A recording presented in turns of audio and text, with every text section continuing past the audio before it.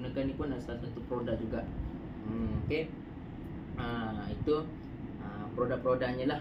Jadi Zul jangan risau, dekat kita punya platform MMC ni bukannya pelaburan, bukan pelaburan, bukan scam, bukan money game.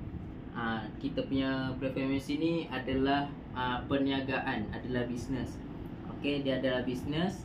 Dan macam mana kita dapat balik modal setiap hari tu, okay, yang macam Cik Noh ada share kat status tu, hari-hari boleh dapat bonus tu.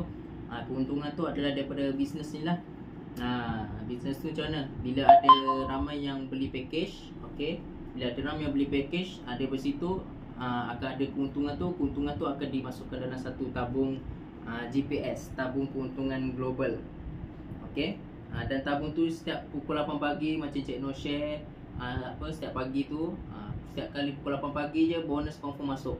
Bonus harian tu akan masuk. Dia akan bagilah, dia akan agih-agihkan daripada tabung tu, dia agih kepada semua ahli-ahli MMC. Dari situlah kita boleh dapat keuntungannya. Selain daripada situ, ada lagi bermacam-macam bonus lah. Alright, macam tu. Okay, lagi dekat platform MMC ni juga Zul pun tak perlu rasa ragu-ragu, tak perlu rasa was-was, dan tak perlu nak kaji-kaji lagi. Sebab apa? Kami semua kat sini, macam contoh Fikri, macam Bonda, dah ramai lagi yang sahabat yang pada awal-awal tu, sebelum ada testimoni lagi, kami dah kami dah cantas dah semua keraguan, was-was semua kami dah cantas dah semua tu.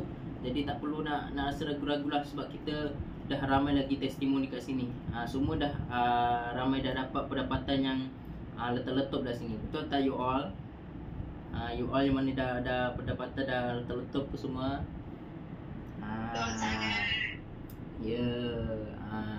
Dah ramai dah, jadi tak perlu nak risau. Dan kita dah kena ada yang memperkenalkan platform MMC ni, Datuk Sri Zulnun. Dan Datuk Sri Zulnun tak pernah beronang langsung pun.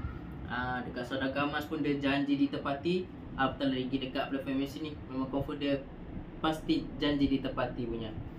Jadi kat situ Fikri dah berkenal dengan Datuk Sri dah 5 tahun dah. Jadi tak ada rasa sikit pun nak rasa was-was ke ragu-ragu, tak ada. Nak takut-takut tak ada. Cuma awal-awal je lah, bila dengar tu rasa macam betul ke tak betul ni platform MMC ni. Tapi bila kita tengok sekarang ni lagi 2 bulan nak masuk setahun, hari-hari bonus masuk tanpa gagal. Okay. Dan kita punya platform MMC tak ada pernah buat online langsung. Semuanya clean je, cantik perjalanannya sehingga sekarang. Jadi tunggu lagi. Memang kena saranan Fikri, memang Zul memang kena grab secepat mungkin lah untuk platform MMC ni.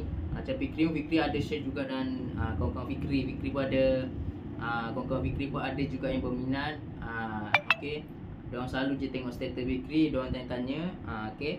Jadi kat situ sebenarnya diorang pun okey aja. Diorang pun nak juga nak bersama juga dalam MMC ni. Tapi insya-Allah kita doakan kawan-kawan Fikri tu pun terbuka hati, terbuka minda juga untuk bersama kita semua, insya-Allah.